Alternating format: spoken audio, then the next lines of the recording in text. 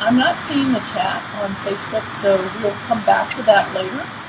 Um, and we would love for you to participate in any way you would like. And Laurel, I will let you take it away.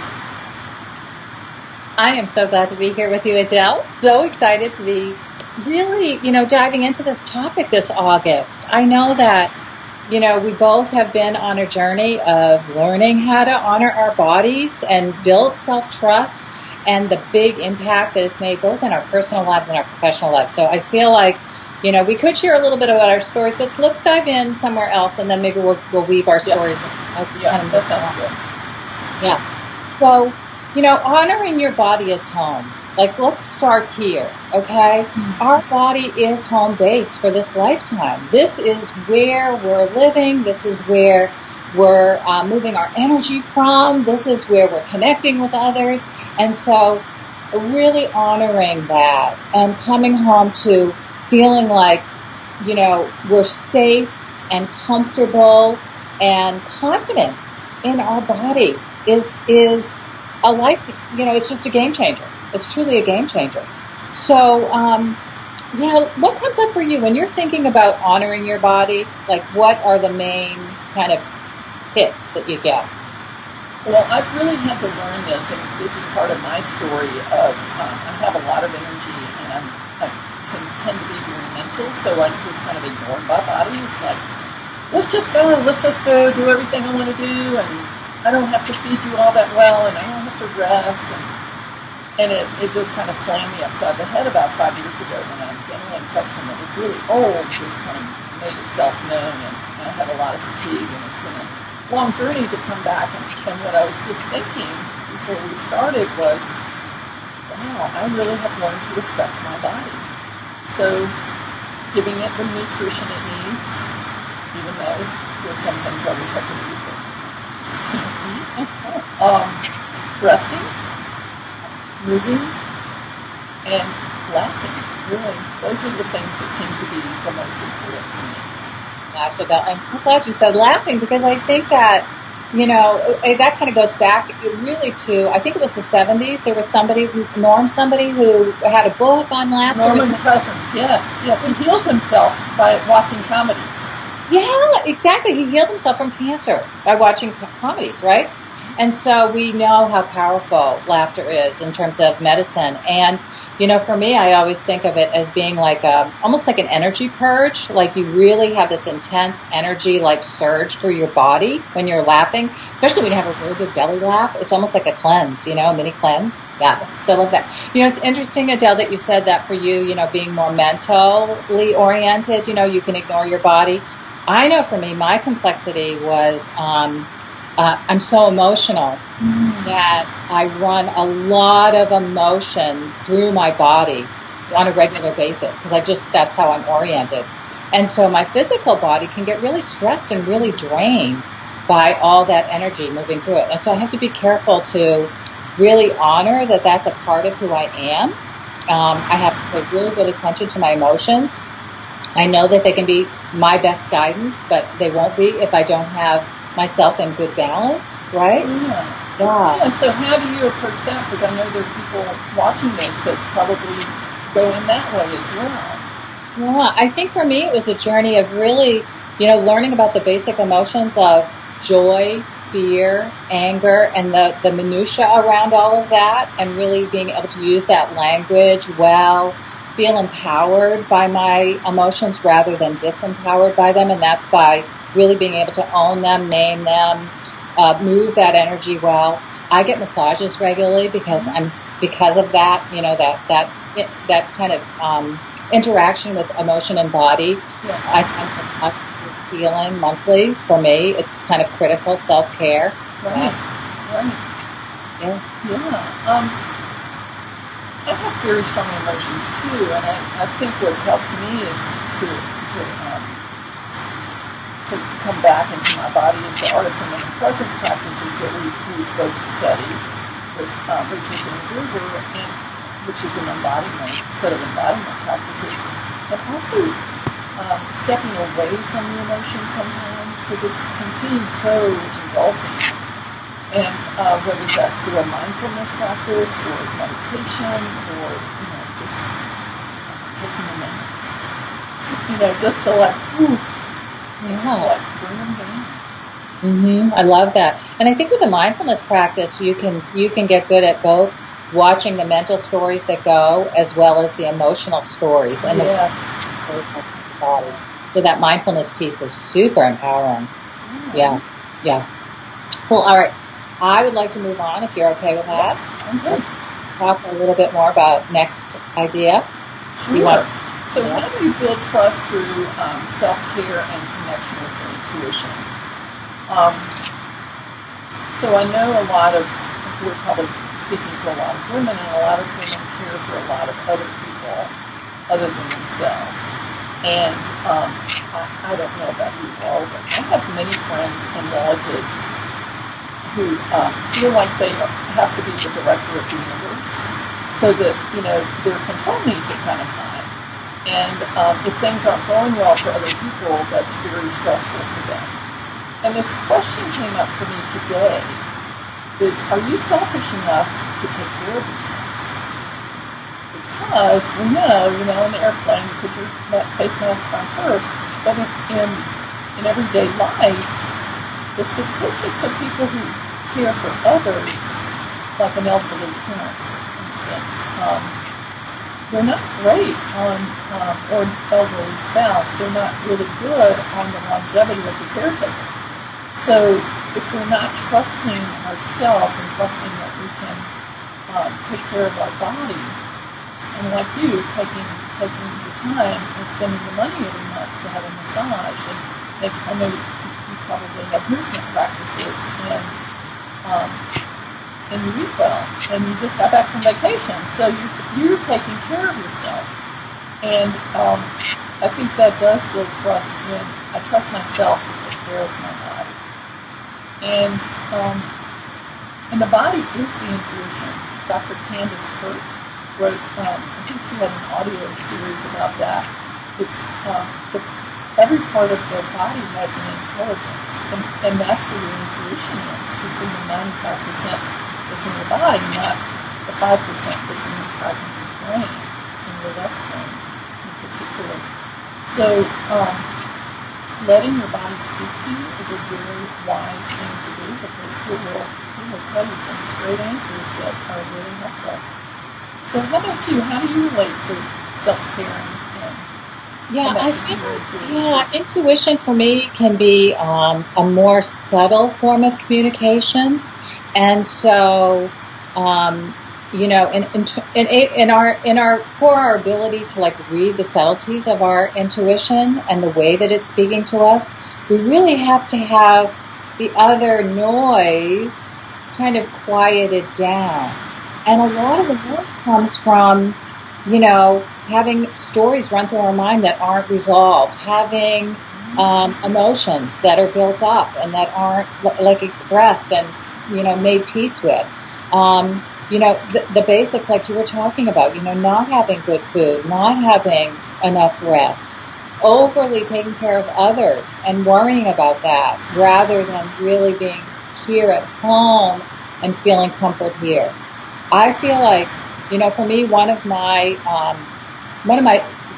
ways of allowing myself to become a good self-care person was actually through wanting to role model it for my daughters.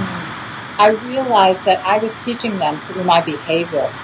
And if I wasn't taking good care of myself, what I was going to be modeling to them was take care of everybody else and don't worry about you, and go ahead and get burnout. Go ahead and topple over the edge and feel resentful because you're not doing what you need to do for you. And so, we have the power to do this. We have the power to reel it back if we know, and I think every woman knows when she's overgiving or if she's in a state of feeling like she's rescuing people, over-serving, all of that. And we're really the only person that can reel it back and start to do it a little bit differently. And I know the benefit for me has been, now I give from a really full place. When I'm giving, I feel, really free to give. I don't have that full of resentment or heaviness, from the inner fatigue. It's just really a giving. I think those are the two keys that I think are signals that you're overgiving, is that you're being drained and being resentful. Yeah. And if you can give from that full place, and I have come there too, and it's so different than being dutiful or responsible or like I have to do this, obligated. It's so different, and it just keeps filling you up when you give from a full place. So, yeah, thank you for saying that. That's a beautiful point, Adele. Thank you for saying that. That's that idea of when we're giving from a full place, it's like we're receiving at the same time. Yeah. Right? Yeah. It's giving to others and it's giving to ourselves. It's that virtuous loop. You know, I think so many of us women have been programmed and enculturated to give. You know, our value comes from what we give. And so we've kind of dampened down our receptor sites, our receiving ability. So when you give from a full place, those sites are back up and you're able to receive and fuel yourself to, you know, the other parts of your life. And it feels good in the body. It just feels joyous when you're doing that. That's a great image for anybody who's listening to our Facebook post here. That idea of it's almost like your receptor sites shut down when you aren't open to receiving and you aren't receiving enough. It's like a muscle that's weak, or you know, think of it. You know, I want everybody to think of it really like your body is beginning to shut down. You know, its ability to receive. It's like all these little off switches everywhere, and in order to open them back up, right, we have to actually receive. Yes, and what you're talking about is neurochemically accurate. The neuropeptides, which Dr. Candace Pert discovered and talks about when she in her audio of your body is your subconscious, I think is the name of it. And so they're literally receptor sites in, you know, all the cells of your body receiving everything, really, nutrients and also the emotions, like the effects of emotions. There's a biochemical signals to, like, oh, let's feel joy today, or oh, let's feel fear, or let's feel anxiety. So what you said is exactly right. Opening up those sites to receiving more of what's beneficial for you is really key. Yeah, and that's a great too connector with you know, the idea of intuition. Because I always feel like when my intuition is open, I am actually receiving information. Yeah. I'm not giving, you know, I'm not like making it happen. Yes. That control piece. Like you're more in the flow. I will say, now, if anybody knows about the Enneagram, ENNEAGRAM, the Enneagram, I'm a fear type. And I'm also highly intuitive. So I had to learn that I have a fear filter over life and start working with that. That's what I learned from the Enneagram, because my intuition would just go haywire and I get so afraid. It's like, wait a minute. All that stuff you're afraid of, has it ever happened? You know, can you like just come back here? Can you come back home to yourself, to your body? So anybody out there who runs a lot of fear or sees life through a fear filter, your intuition, that's not the same as your intuition. Intuition is the wisdom. The fear is another, I guess it's a psychological process that's going on that you can start to work with. Yeah. And that's some of those subtleties that you actually are able to decipher with practice and with the actual engagement with your body fully. You know, you know, those subtleties, you will get it after some practice and after some time really spending in that embodiment. You know, that idea of being fully in your body, being able to tune into, is that fear, is that real, or is that intuition? And those subtleties work themselves out with time and with practice. I don't think that you can really give anybody a formula. You know, I think for everybody who's listening, it's like you have to really just do this thing of coming home to your body. Right. And yes, and I know you do a lot of that in your practice. That's something that I do as well. And something else that we do is that helping people clear old energies, old patterns, old emotions, old messages that aren't even for you. I was just talking to a woman this morning, and she was saying, I am just so angry that I've been lied to so much about who I am and what my value is. And those old patterns have to be cleared. So how have you found that in your experience, Laurel? Absolutely. I think it's pretty much a regular part of my coaching practice and working with people is being able to, I call it tracking those trails of where those limiting patterns are and where those limiting beliefs are. And sometimes it shows up in body language. I mean, it's that physical. Yeah, what's an example of that? I think when I see somebody who's sitting with me and they often put their hands across their stomach, like crossing your arms and putting them here in front of you. There's kind of this protection of their chakra, protection of their personal energy that and so it's kind of the connection of helping them, understand where that might be now their own process of self-limitation, how they're closing off from life, how that protection. And so, there's, all the dynamics of feeling. And this is why we're talking about this, is because we're the only ones that can learn how to come home safely to our body. We have to do it for ourselves, right? We can have people help us. We can have coaches like us that help us do this kind of work. But you have to decide that you want to come home to your body and that you're going to make it safe and you're going to listen and you're going to develop that healthy relationship, right? Yes. I think for me, the reason I do what I do is because I had so many of those patterns and I had that fear filter running and being highly sensitive and highly intuitive. I knew what was going on with people from a very early age and I tried to help them, and it wasn't necessarily met with the greatest glee of, oh yes, help me. So I've had, had to decode those messages and unpack those and clear those. And so, over my career, I've developed a number of different processes that help me do that for myself and for my clients, because I really like dealing with a clear field, not on top of, the landmines or the places where you say, no, I can't do that, I'll never be able to do that, where you can't trust yourself. It's like, I don't have a body, I'm just going to stay up here in my head. And I will say, I have worked in the past with a lot of people who have suffered trauma, and especially sexual abuse, and it is real. It's real. It lives in the body. And finding someone that can help you release that in a gentle, respectful way is really, really important, because it's our body. Our experience lives in our body.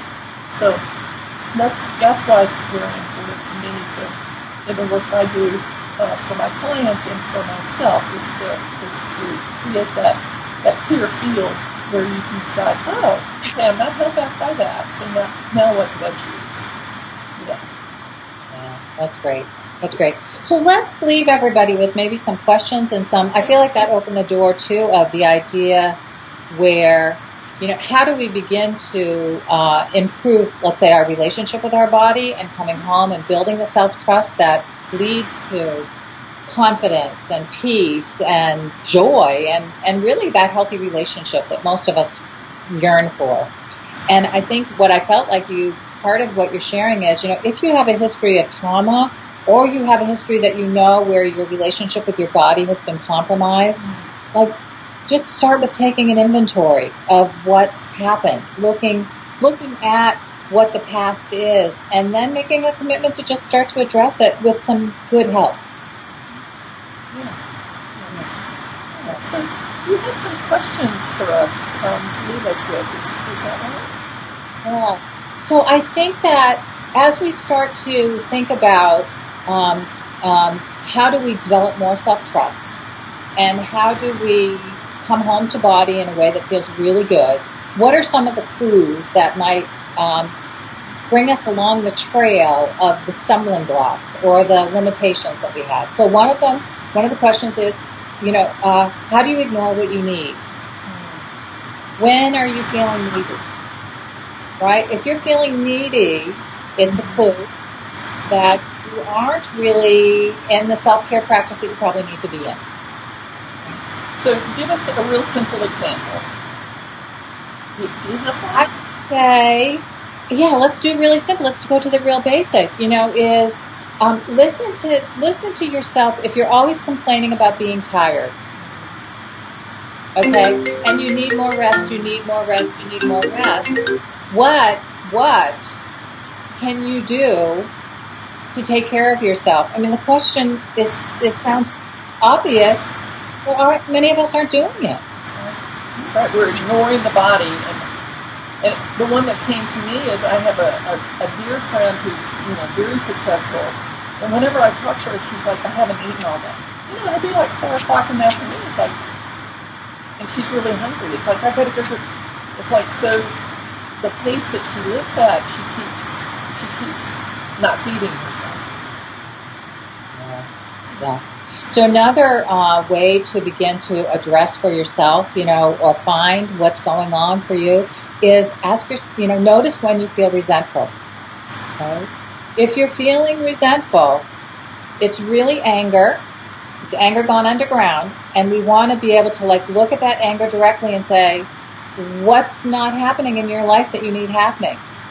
What's the boundary that you need to change? What's the pattern that you need to change to begin to create the better experience right here at home? Yeah, and I want to say something about that, because change, we all want change, and it's really sometimes difficult to create it, or we feel like it is, because we have to change. And so I think really the first step is the awareness. It's like, I'm aware that I never feed myself. Well, I just, keep going, I don't stop, blah, blah, blah. Or I'm always running and doing for others and I never rest. So that's the first thing, to be aware. And then you can choose something different, or not. You can say, well, I'm just choosing to wear myself out. You can do that. You don't have to change, but the awareness is the first piece. Yeah, and I think that, just like you said, it's almost like a spectrum that you start moving down. The awareness and knowledge, it starts to lead to, I think, a sense of powerfulness over the ability to change. Mm-hmm. Yep, I think another word that I hear a lot is agency. Like, I am the agent of change in my life. Perfect. Yeah. So I think the last one that came up for me, Adele, when I was thinking about, asking ourselves, we're looking for the trail of how to develop a better relationship with your body and trusting yourself, is looking at where you feel envious of other people. And what is that aspect that you're really envying? Get clear. Don't leave it as kind of the green monster in the background, but allow it to come up front, take a look at it. What is it that you want, that you think they have, that you think that you want? Let's put some words to it and bring more awareness to it. Don't leave it as kind of that background lurking monster. Yeah, because the green monster of envy and overdoing and not nurturing yourself will bite you. It will get you, believe me. I am the poster child for that. And obviously stubborn, hard-headed, kind of big at that. I think the other thing that I would say is if you complain. Complaining or blaming. It's another signal you're not taking care of yourself. And I guess the other thing I would say is that it can be a little overwhelming once you start to go, oh my gosh, there's this whole area of my life that now I need to pay attention to. And like you said, in the spectrum, it's baby steps. Don't expect yourself to go from being an over caretaker to impeccable with your self-care. It's baby steps. And trusting yourself that you can get there. bringing it back to self-trust. I trust my body, and I trust I can feel it. I mean, the trust is the truth. Trust is that you have a truth in there that you want to get connected to. And if your truth is that you're tired, if your truth is that you're hungry, if your truth is that you need to use your voice more, how it's going to happen is by taking those steps, those baby steps, into doing it more and more and more, right? And suddenly, that leads to that thing that we want, which is we feel confident because we do trust ourselves. We feel better, we feel healthier, we feel peaceful inside. There's so much that happens through this process. Yeah. Well, I think we're coming to an end, and Laurel, I've put up her website above her head. And so if you want to know more about her work, please go over there. And my website is above my head. And if you go there, there's an opportunity for a free consult. Just let me know if you're interested in talking. And Laurel, do you have anything else to say before we end? No, I just want to thank you for navigating all the technical end of things over there, Adele, for us. Because I know this has been a journey for Adele and I to figure out how to get on here together and be able to share what we want to share. So thanks for making it happen. You were the one who kind of came up with our solution and implemented it. So thank you. And I'm so glad, for whoever's watching this, I want to say bravo to you, for starting this journey, being on this journey, because this is the journey of really, living the life that you want to live. These are the steps that lead to the bigger picture. And so we're here on the journey with you, sending you lots of love and encouragement to keep it up. Can't wait to come back next week, Adele, and do this again. Yes, Monday, August 13th at 10 a.m. Eastern Time. And we will be talking about self-trust and your emotions. So join us then, and have a great week. Have a great week, everybody.